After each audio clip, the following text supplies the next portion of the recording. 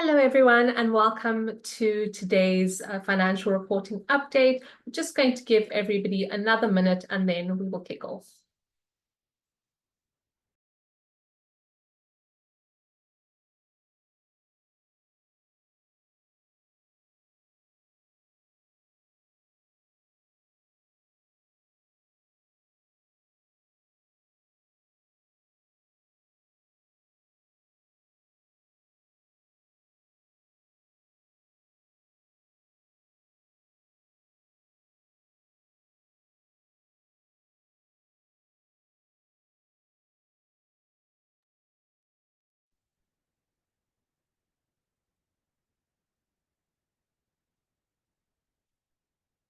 Good morning, everybody.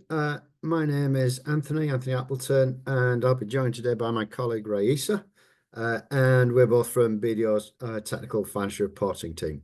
Welcome to the webinar. And today we're going to be focusing again on the amendments to FRS 102, which, as you hopefully remember, will become effective for years commencing 1st of Jan 2026.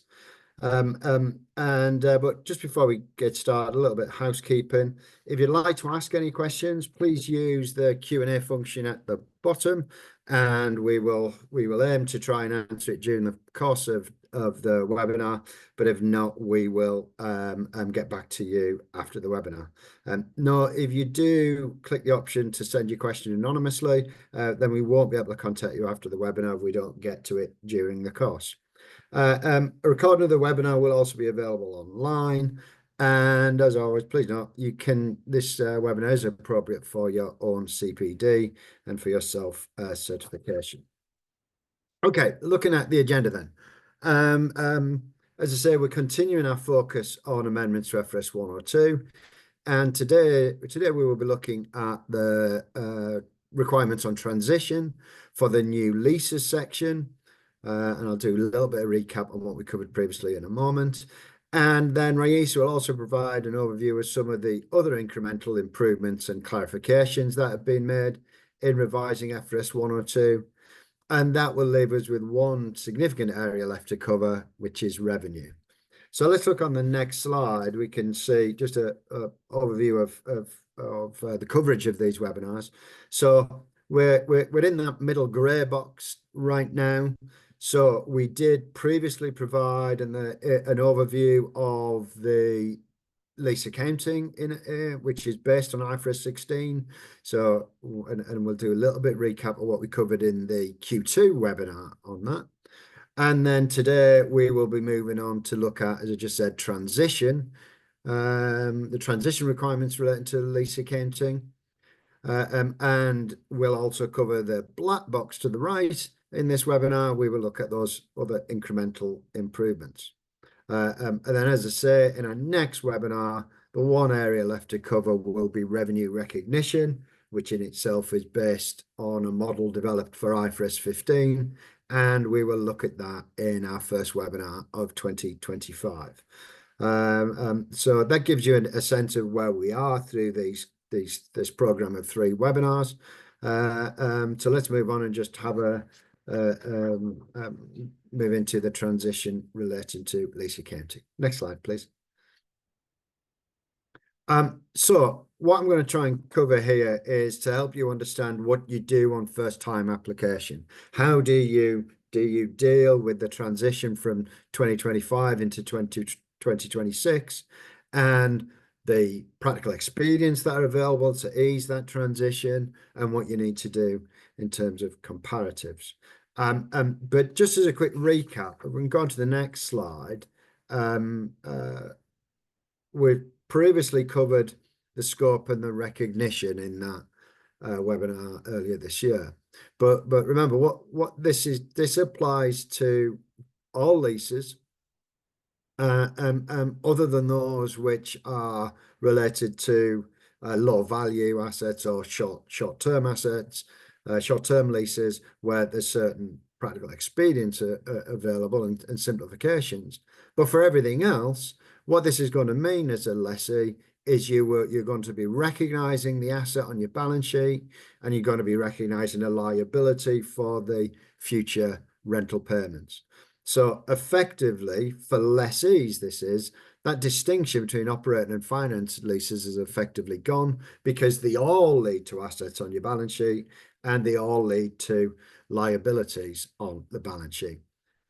A simple rental income expense is replaced by amortization, or depreciation of the right of use asset, as we might call it, the asset on our balance sheet, and interest on the liability. So where we had just rental with single rental expense, we've now got expenses in depreciation and in finance costs. For lessors, very little change, very few changes there. I will mention something briefly later on, but you still have that kind of distinction in operating and financing leases. So what we're going to talk about today, though, is about transition, and going through these elements in a bit more detail. But as an overview, you don't restate the comparative. So if you had, let's say, a December year end and you're preparing accounts for the first time for December 2026, you wouldn't change anything in the 2025 comparative numbers. Instead, what you do is work out an adjustment between the closing balance sheet at December 2025 and the 1st of January 2026. And that change is that adjustment is to begin the recognition of the asset, the recognition of the liability. But the idea is thereby, although during 2025 you wouldn't be recording the IFRS 16 amounts, what you do need to, so the IFRS 16 similar amounts, this on balance sheet model, what you do need to do is at the end of 2025 think, okay, for next year, I need to know what my balance sheet will look like. I need to make sure I've identified all the leases I have. I need to be thinking through what measurement adjustments I'll be making next year on recognition of these assets and liabilities. Now, in making that adjustment, the base idea is you apply the new rules, those measurement rules, the recognition rules we looked at in the previous webinar, but there are some simplifications.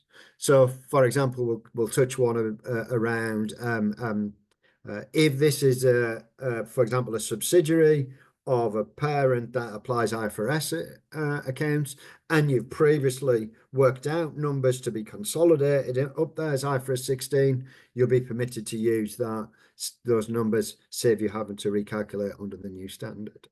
But if you're not doing that, then we need to work out the asset and liability, and we'll look here about how you measure the liability, the impact of that on the asset, and any other adjustments that need to be made.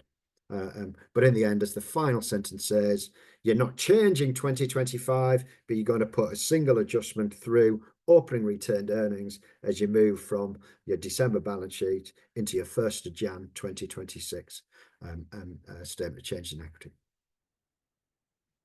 Okay, so let's move on and start digging a bit deeper into these.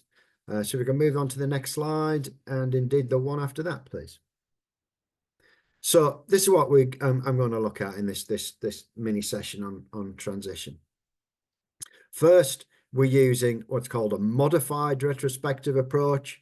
So you don't go back and change 2025, as I've just said. You don't restate the comparative information, but you recognize an adjustment as if you had applied it. What would your balance sheet look like at that time?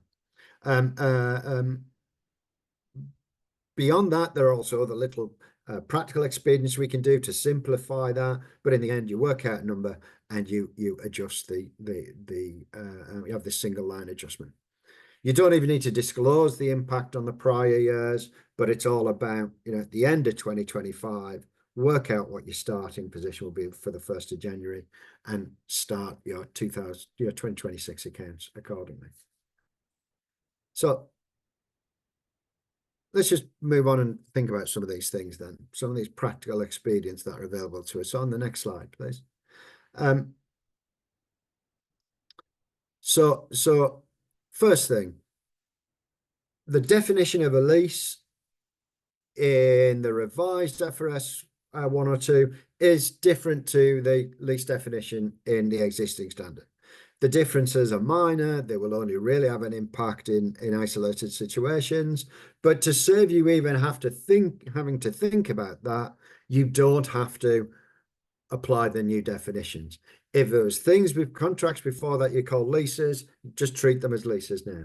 If there's contracts before that you didn't consider to be leases, don't consider them to be leases now. They're probably going to be some kind of service contract instead.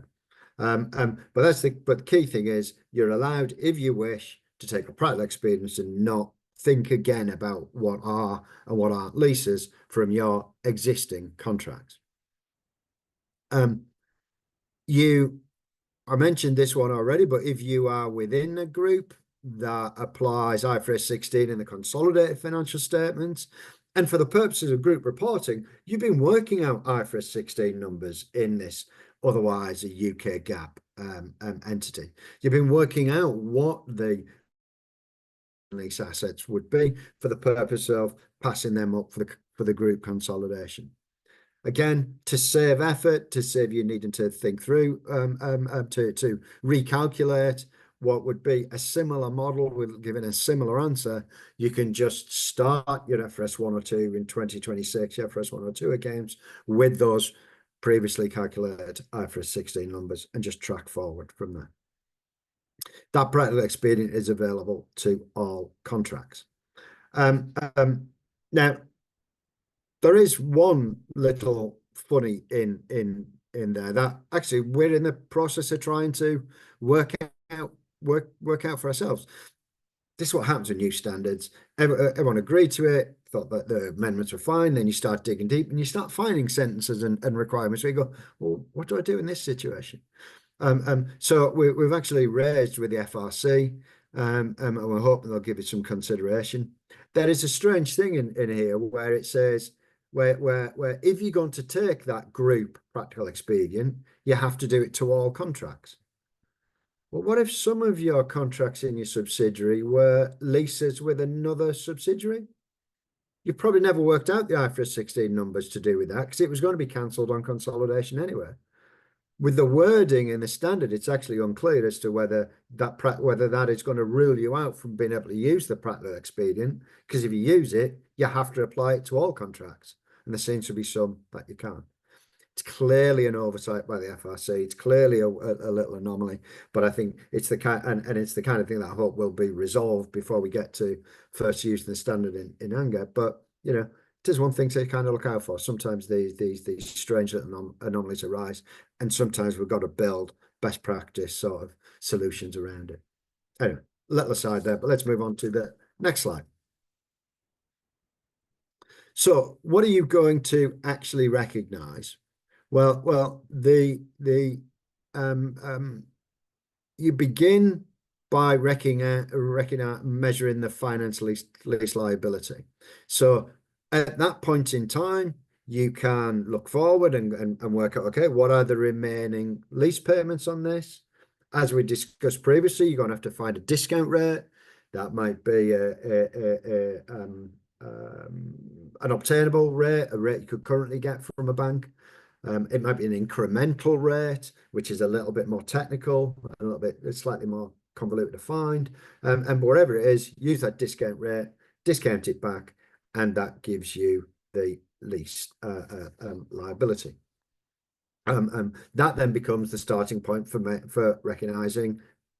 measuring the right of use asset that you'll measure at the same time. So let's move on to the next slide, and we can flesh that out a little bit more in terms of how this transition works. So next slide, please.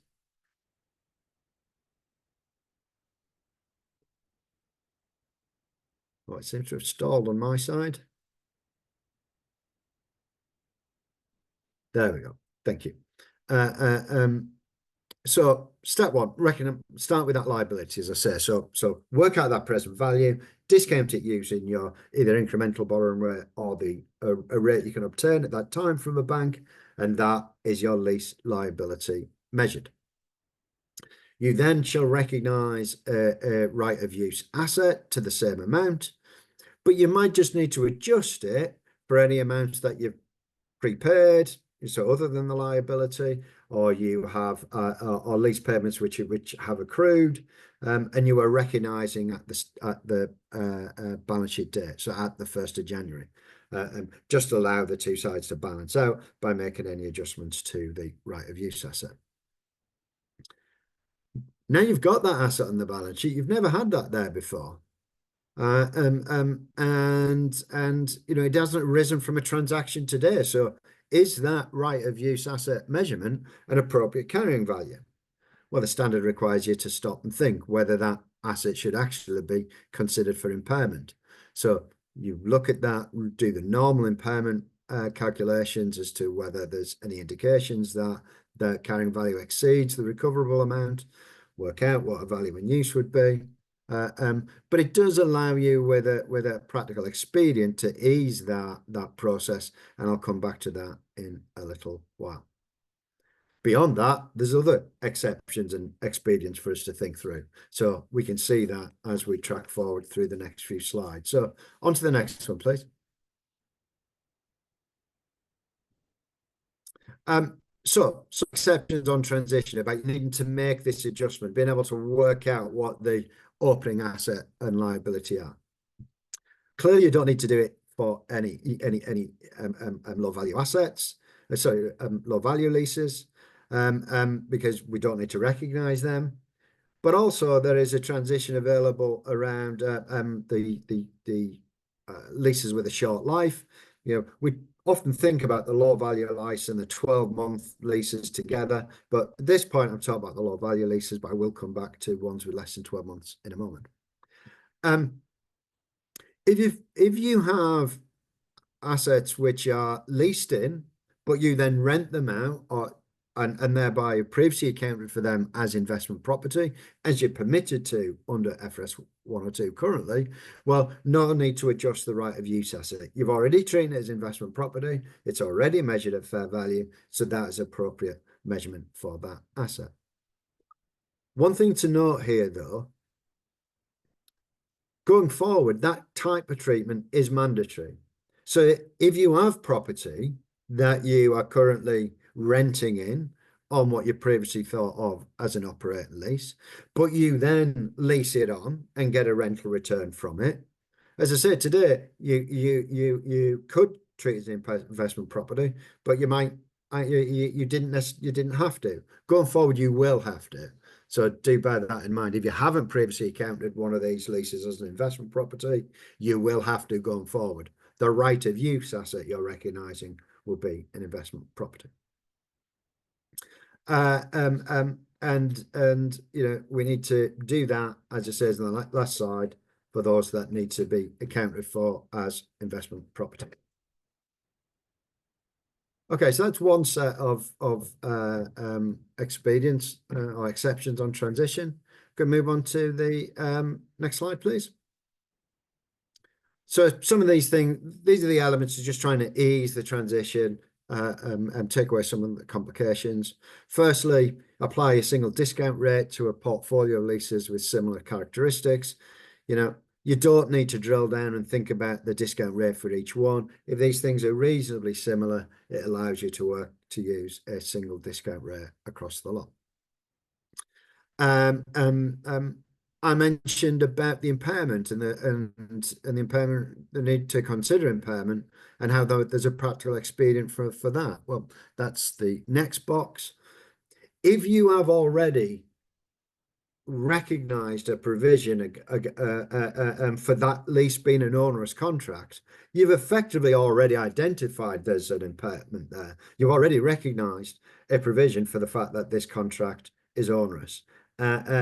So if that's the case, you don't need to apply the impairment requirements of Section 27, but you'll continue to recognise that onerous contract. You can choose to do that on a lease-by-lease basis. I mentioned the low value leases exception. Well, here's a practical expedient for the others, the 12-month leases. So remember, if you have a lease which at the date of initial signing has only got 12 months to run, it's the lease term is only 12 months, you don't need to use the new model. This is extending that to leases where at the date of transition, there are less than 12 months left on that lease term. Now, that wouldn't normally be covered by the exception in the main elements of the standard. You don't stop using the model just because you're in the last 12 months, but this is allowing you to do that on transition. If you had an ongoing lease and there's less than 12 months of it left at the date of first application, well, then you can choose not to apply the transition requirements and account for it as if it is a short-term lease. Lastly, you can use hindsight. So this is about when you're trying to determine lease terms on initial recognition, you need to think through what is the likelihood of future options to extend or terminate being applied. What this is saying is you can look back, you can see what you have done, have you extended or terminated, and clearly just incorporate that into a current estimation of the lease term. Moving on to the next slide, I've just got an example just to try and bring together these notions around the practical experience and transition. So you have a retailer selling eco-friendly clothing made entirely from recycled fabrics. What we're interested in for the purpose of this, we're interested in the leases they have, and in retail, they will generally have a number of leases. So this leases 3 stores, which have been previously treated as operating leases, 5 delivery vehicles, where the lease covers the majority of the useful economic term. So we're treating those as finance leases, and then other point of sale equipment, which have been treated as operating leases. We're looking at what will be done at the 1st of January 2026 on their initial application of 102. So firstly, these notes. They've looked at the point in time sales equipment, and they've decided this constitutes low value assets.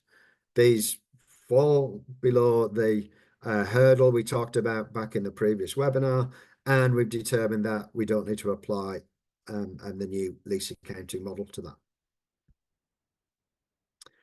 Second point, on the other leases, the store and the vehicle contracts, they've decided they don't want to open it up again. They don't want to think about the new lease definition. So they've taken the practical experience to go, we called them leases before, we'll treat them as leases now. So we've taken that practical experience.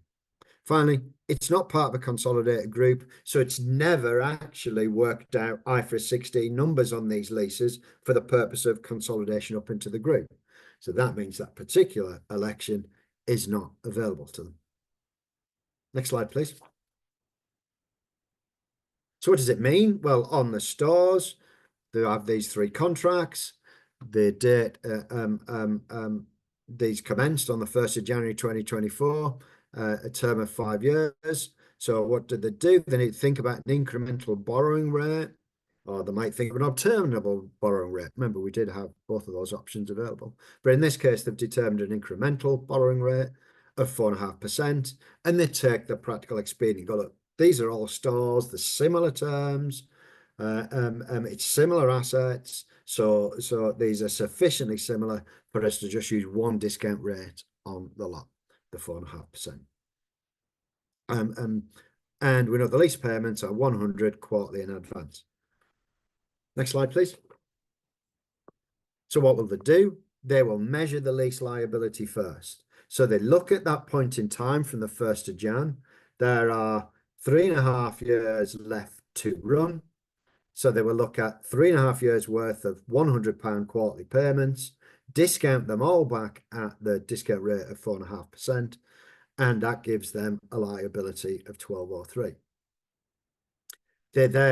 That's the basis for recognising the right of use asset, 1203, but they know they've already paid an advance lease payment of 100. They paid rent in advance, so that can be added to the right of use asset as well.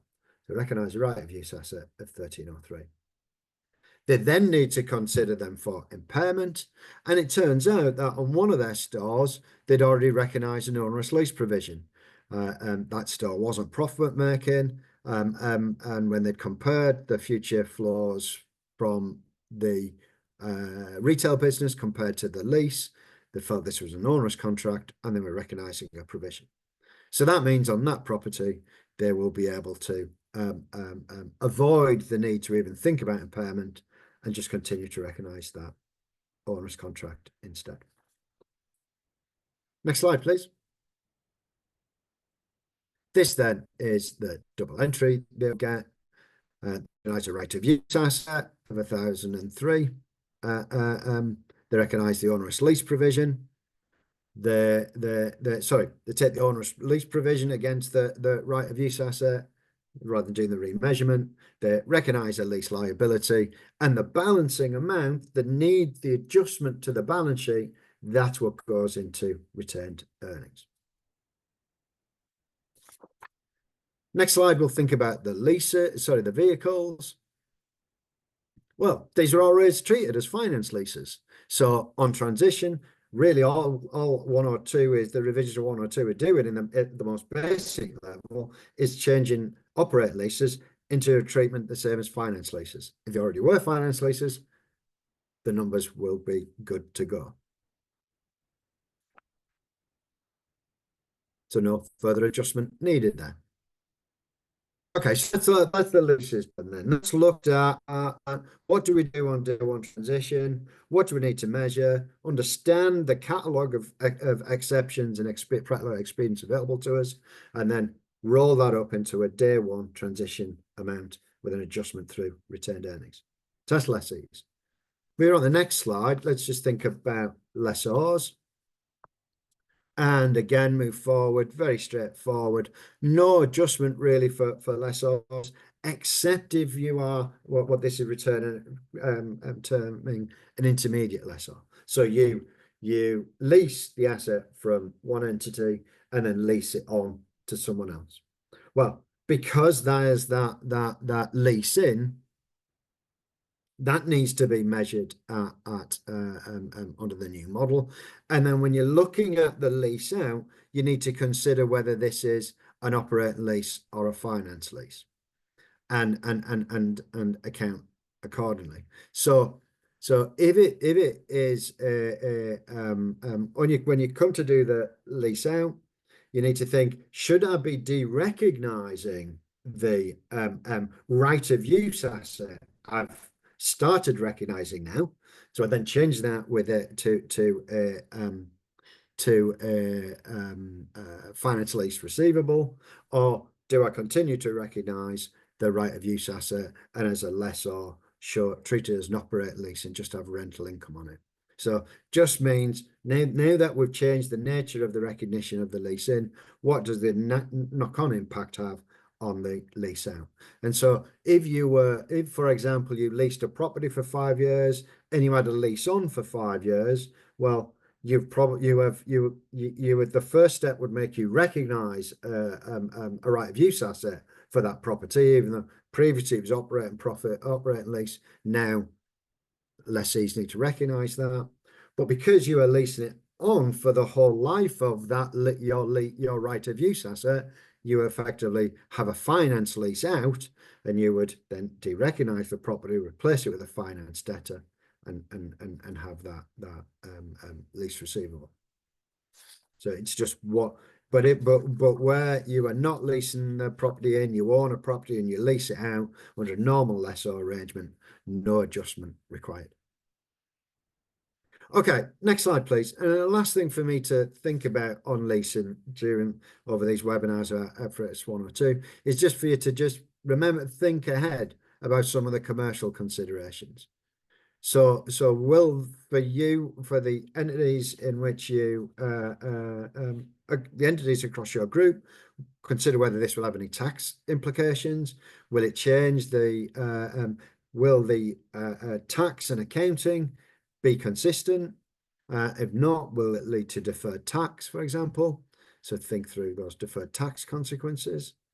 You might need to think about your dividend policy, because whilst over the life of a lease, the total expense is going to be the same, the timing of depreciation plus interest is different to the timing of a straight line rental expense. So it may have an effect on your profits and thereby distributions. But the very fact it's impacting profit you might have impacts on contracts where there's some link to your profit, reward structures within the company. You need to start communicating these impacts, such as, whereas we had expense in one place, it was all before operating profit. Some is now before, some is now afterwards. And this may have an impact on the way investors are looking at your business, but it might have an impact on the way existing investors, such as providers of debt, have contracted with you. Think through whether it has any impact on covenant compliance. Similarly, recognizing a new liability on your balance sheet. Many will consider that to be an increase in debt.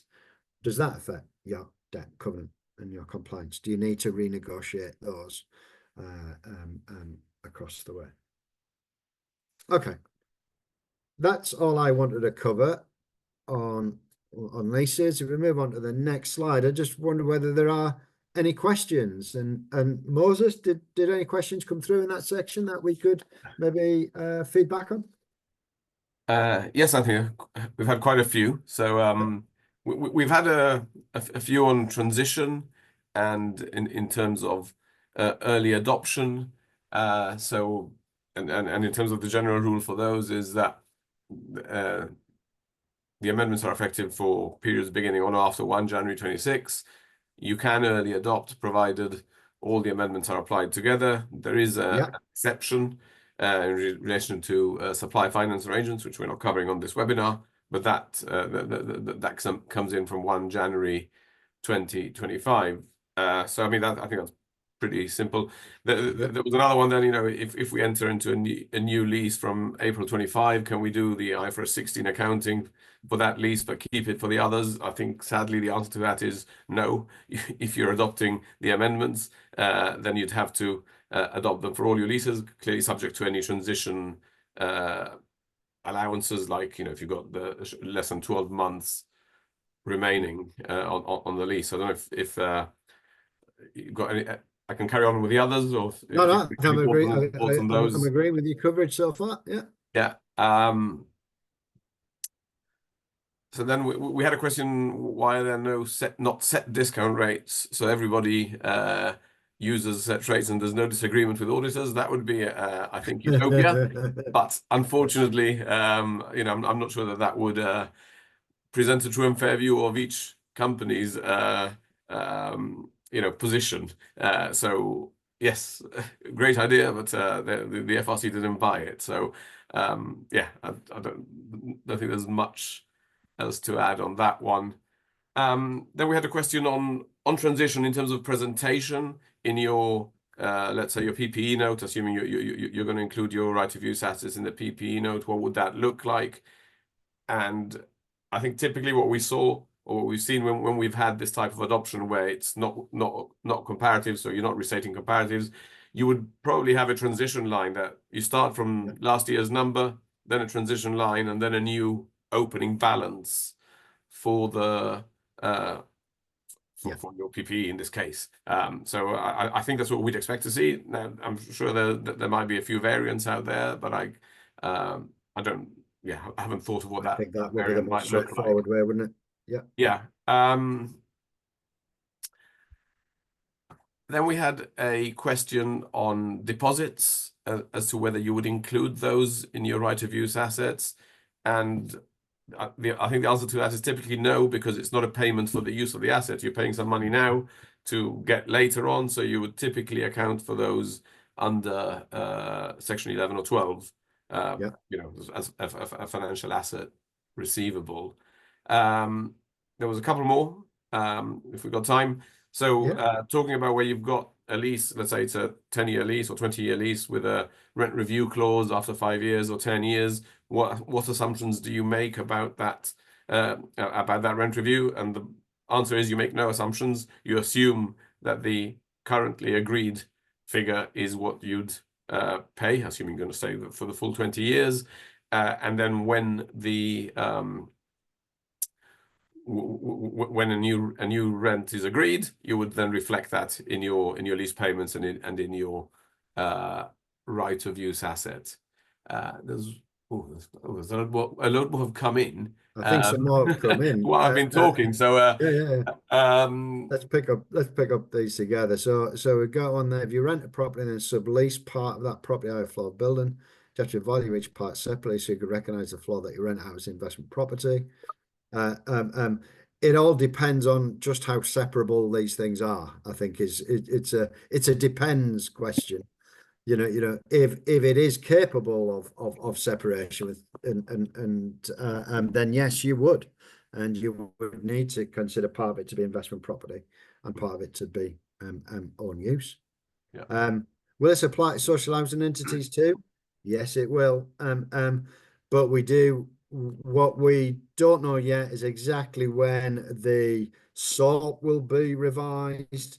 I understand the work is underway and we can expect the movements during 2025, but they will need to consult on the updates to the SORP and us find it at the other end. And then just comment on that. How to access a low value asset? Is it $5,000? Now that's something that the ISB did. That's a number the ISB originally referred to in their basis for conclusions. The FRC aren't doing that.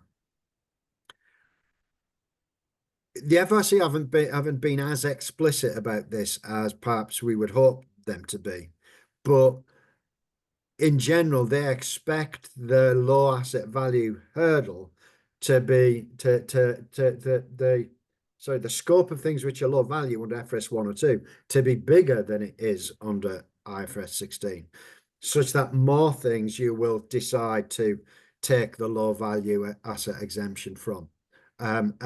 So their kind of view is, then formal view is, if we catch all the big things, the buildings, ships, trains, trucks, then we'll be happy. And then I think when you get down to the size of a car, it probably would never have been under IFRS 16, but there might be a little bit more leeway under 102. If that sounds vague, it was meant to, because they're trying to deal with this quite vaguely and softly. But the general notion is there'll be more falling into their low value asset group than did IFRS 16. If your year end date is 29th, is the treatment the same as if it was 31st? It's not the year end that matters, it's the starting date. So it's whether it's years commencing on or after the 1st of Jan. So if you got a year started the 30th of December 2025, well then that won't be under the revised 102 because it commenced before the 1st of January 2026. So it's a commencement date that matters, irrespective of the length. Yeah, there will be this issue on comparatives. There won't be comparison year on year. What you've got to do is jump to that transition line that Moses mentioned, and that's how you try and tie one year into the next. And in a way that I think there's a question coming up on that in terms of comparability is not going to be great in that first year. Absolutely. Your balance sheet and your P&L are not going to be comparable, and in terms of communicating that to investors, or that's something that you'd have to think about in terms of how do I explain these numbers to my investors, at least for the 26 year end, because it's going to be tricky. Someone's asking again about, do we need to consider the comparative? No, you don't need to change anything for the 2025 comparative. Yeah.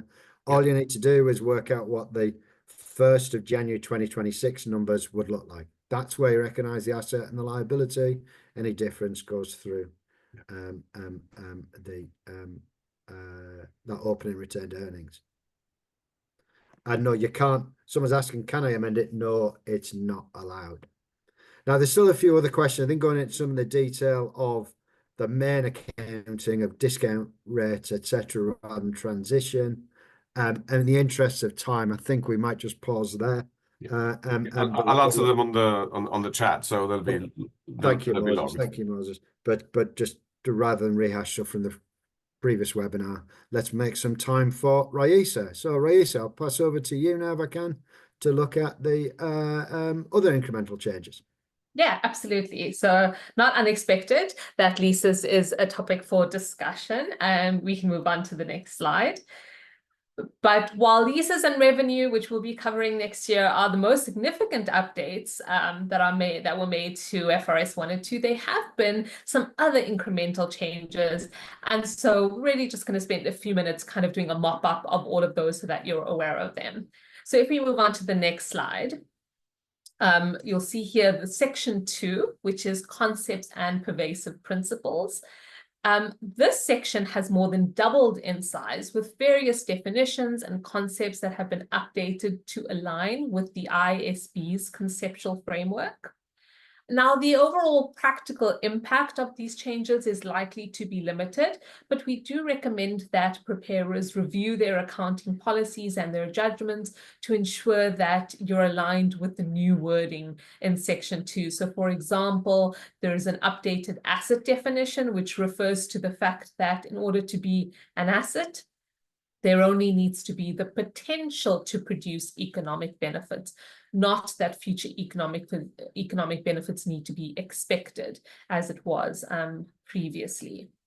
This definition doesn't change for intangible assets, and so potentially the effect is really fairly limited, but again, it's around the wording. The liability definition has also been updated to refer to that an outflow of resources. It's just that it may require a transfer of resources in order to meet the liability definition, and no longer that that outflow needs to be expected. This doesn't apply to provisions and contingencies, so again, a limited practical impact, but potentially can impact your disclosures. There's been some additional guidance on the types of uncertainties that can affect the recognition of assets and liabilities. There's been the inclusion of an explicit definition of offsetting and some new guidance on aggregation, really to align with what sits currently in IFRS. Then if we move on to fair value. So FRS 102's fair value, if we can just move on to the next slide.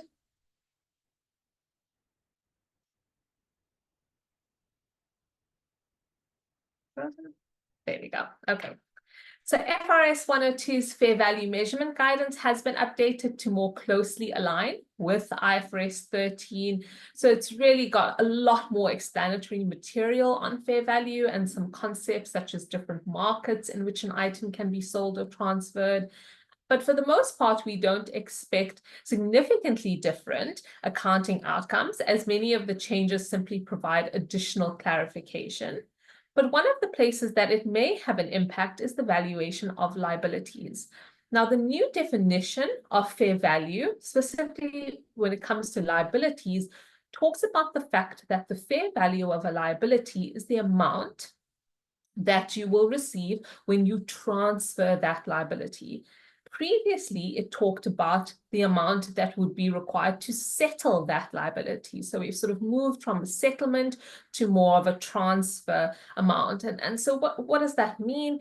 It means that when you're valuing a liability, you'd need to take into account non-performance risk, which means that you have to take into account your own credit risk when determining the fair value of a liability. Now, that doesn't apply if you've got a liability that is repayable on demand. So it is a slightly strange contradiction that is equally applicable under IFRS 9. And so that's just something to keep an eye on. Then on to the next slide. Talk about supplier finance arrangements, which Moses mentioned briefly. Now, the amendments introduced disclosure requirements for supplier financing arrangements, which is where a third-party finance provider pays an entity's supplier, and then the entity repays the finance provider. The amendments here are based on the ISB's amendments that came through in May of 2023 to IAS 7 and IFRS 7. So preparers now need to disclose information in aggregate on their supplier financing arrangements, so such as key terms and conditions, the carrying amount of any related liabilities. And for those qualifying entities that are previously exempt from all the requirements of Section 7, You're only exempt from this particular disclosure requirement if equivalent disclosures are provided in the consolidated financial statements. Right, then moving on to our next section, which is financial instruments. The most significant changes to section 11 and 12 relate to the recognition and measurement options in the standard. So specifically, the option that existed to apply IAS 39 is no longer available. So you can't start applying IAS 39. However, entities that already apply IAS 39 can continue to do so. So what will happen is that entities will lose the ability to voluntarily change their accounting policy to apply IAS 39 to their financial instruments, except in the limited circumstances in where this change would ensure that they are consistent with their consolidating parent. So in general, you won't be able to change unless you can say that it's making you consistent with your parent. So if you are an entity that doesn't currently apply IAS 39, so you're either applying the requirements of section 11 and 12, or you're applying IFRS 9, and the idea of applying IAS 39 appeals to you, then you need to make that change before the effective date of the revised standard. Unless, of course, you can take advantage of that policy choice to align with your consolidated parent. The other changes to financial instruments is that there are significantly more disclosures required for entities that apply IFRS 9. And then there are some minor changes linked to the changes in revenue accounting, which we expect to have a fairly limited effect in practice. Okay, then on to our next slide, which is on small entities. Now, small entities continue to be exempt from many of the disclosure requirements of FRS 102. However, the review of the standard has increased the number of disclosures that small entities must provide, subject to materiality. So you could have to provide additional disclosures on things like going concern, provisions and contingencies, share-based payments, revenue, related parties, and deferred tax. What this means is that some small entities might need to obtain data that is not currently readily available to meet these disclosure requirements, and therefore source this information in advance of their transition year. Okay, then moving on to business combinations. Now, certain concepts that are currently in IFRS 3 have been incorporated into the amendments, starting off with some additional guidance on identifying the acquirer in a business combination. So this will change how FRS 102 preparers identify the accounting acquirer in more complex business combinations, so things like mergers or reverse acquisitions. The second bullet on the slide talks to some guidance that's been included in order to clarify the distinction between contingent consideration and remuneration. So this is in a scenario where you've got a business combination and the price includes both amounts payable now and then contingent amounts payable to employers or former owners, such as earn-out clauses. And the guidance here says is where those amounts are linked to future services, then they're not part of the cost of the business combination, and they're actually to be treated separately as remuneration. And so, like I said, this really does apply to things like earn-out clauses. Okay, then moving on to our next section, which is section 26 on share-based payments, which now includes much more prescriptive requirements on certain matters like the ones we've got listed on the slide. However, in most cases, we don't expect there to be a huge change because entities that had these types of arrangements, so for example, net settlement features, had already been drawing on guidance in IFRS to determine how to account for them, given that our FRS 102 is silent. So we expect that it really won't have much of a practical impact. All right, then on to our next one, which is income taxes. So currently, unlike IFRS, FRS 102 is silent on the treatment of uncertain tax positions. And so the amendments introduce the guidance based on IFRIC 23 that talks about that you recognize uncertain tax treatments if it's probable that the tax authority, having full knowledge of all the relevant information, would accept that position. So very much aligned with what's in IFRS. So FRS 102 preparers should assess whether they have any unresolved, uncertain tax positions at transition date and consider whether they need to recognize any additional amounts. In general, we expect that there's an increase in the likelihood of preparers having to recognize certain uncertain tax positions on the balance sheet. And then lastly, just really very quick on some smaller changes that were made. So onto the next slide. We've got here listed some of the other standards that have some minor changes to them, so, or rather sections. So for the intangible assets, section 18, this now provides clarification on the classification of assets that have both tangible and intangible elements. The related party section 33 includes a requirement to disclose the amount of related party commitments.